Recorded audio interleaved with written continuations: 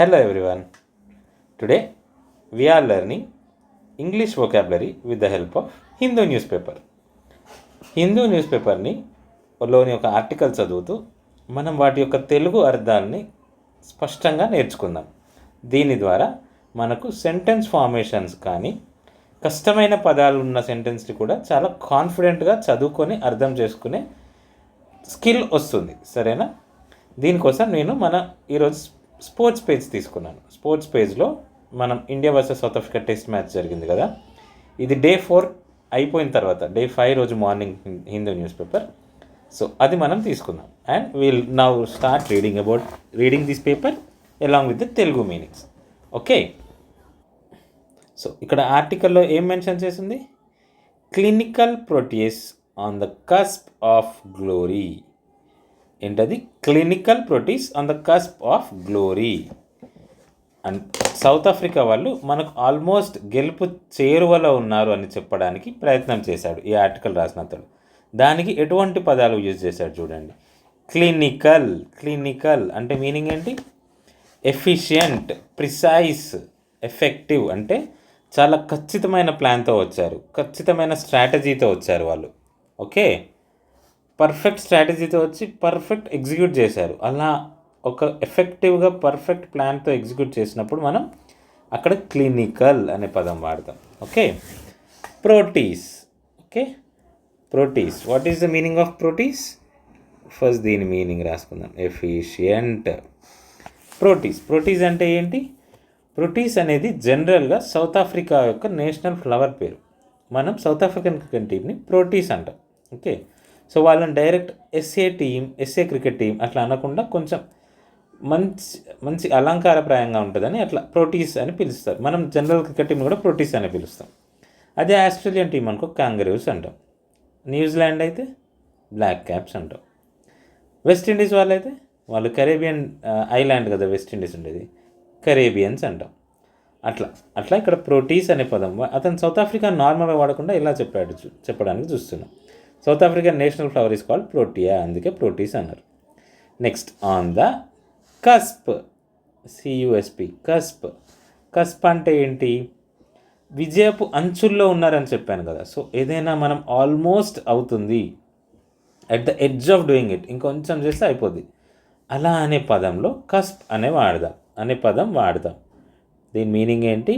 To the edge అంటే విజయపు అంచుల్లో, లేదా ఇంకేదైనా అబౌట్ టు కంప్లీట్ అనే దగ్గర కస్ప్ అని వాడతాం. The next word is cusp of glory. విజయం తర్వాత ఏమొస్తుంది? గ్లోరీ అంటే విజయోత్సవం వస్తుంది కదా. సో అందుకని ఇక్కడ గ్లోరీ. చాలా స్ట్రాటజిక్గా ప్లాన్ చేసిన సౌత్ ఆఫ్రికన్స్ విజయపు అంచుల వరకు వెళ్ళారు. ఇది తెలుగు స్టేట్మెంట్. దాన్ని వాళ్ళు ఇంగ్లీష్లో ఎలా చెప్పారు? Clinical Proteas on the cusp of glory. Okay, now before we follow, just try to write these words in a notes. ఇది మీరు బుక్లో కనుక రాసుకుంటే ఈ పదాలని లేదా ఈ సెంటెన్స్ ఫార్మేషన్ని ముఖ్యంగా రాసుకోవాలి. సరేనా?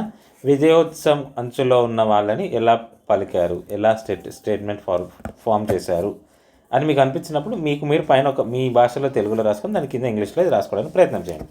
Next will continue.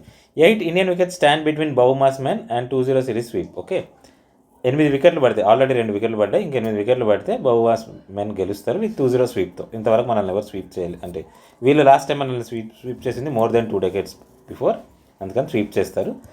Stubs stellar 94. Stellar అంటే ఏంటి? అద్భుతమైన ప్రదర్శన కనిపించినప్పుడు వావ్ స్టెల్లార్ పర్ఫార్మెన్స్ అంటారు. అంటే ఎక్స్ట్రీమ్లీ గుడ్ పర్ఫార్మెన్స్.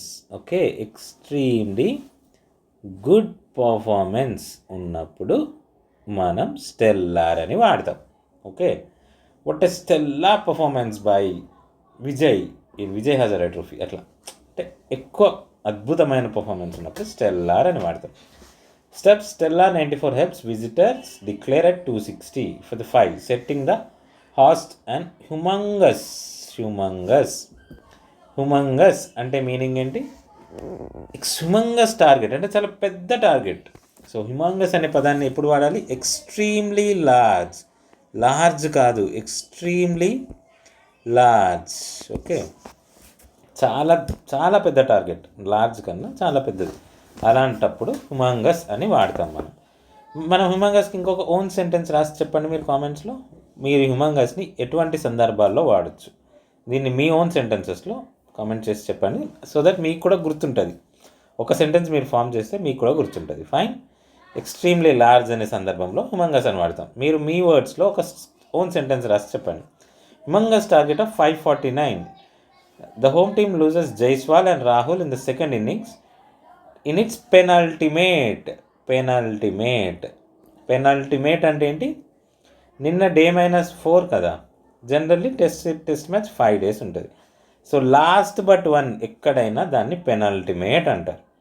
ఏదైనా ఇప్పుడు మీరు ఒక 10 days ప్లాన్కి వెళ్ళాలి, 9th డేలో ఉన్నారు, so today is penultimate day and the last days ultimate last day అన్నట్టు. ఒకటి ముందు పెనల్టిమేట్ రో, ఇప్పుడు ఒక స్టాండ్ 10 rows ఉన్నాయి మీరు చైర్స్, అందులో ఏ రోలో కూర్చున్నారని అడిగితే 9th రోలో ఉన్న వాళ్ళని డిస్క్రైబ్ చేయాలంటే పెనల్టిమేట్ రోలో ఉన్న వాళ్ళని పిలవండి. అట్లా పెనల్టిమేట్ ఈజ్ లాస్ట్ బట్ 1. ఏంటది? Last but 1. So penultimate means last but 1. Okay, so last but 1 day of at 27 for 2. 27కి 2 wickets పడ్డాయని చెప్తున్నారు. Fine.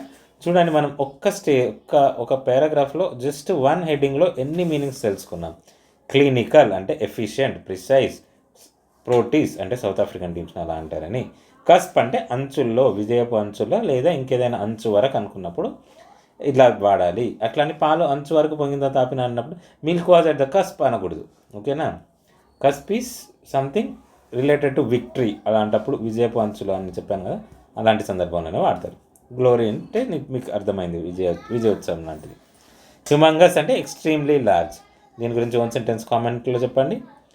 And penultimate is lost but 1. Stellar is extremely. ఇంకొక paragraph చూద్దాం, ఎందుకంటే దానిలో ఒక నైస్ వర్డ్ ప్లే ఉంది ఇక్కడ. ఆ వర్డ్ ప్లే ఎలా చేశారో చూసి we'll stop it for today because we learn enough 5+ words now.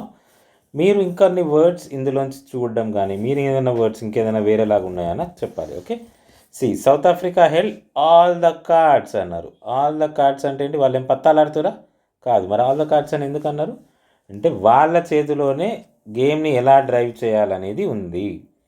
They are at the driving seat now. అందుకని మా దగ్గరే ఉంది ఆల్ ద కార్డ్స్ అంటే వాళ్ళే అడ్వాంటేజెస్ పొజిషన్లో ఉన్నారు.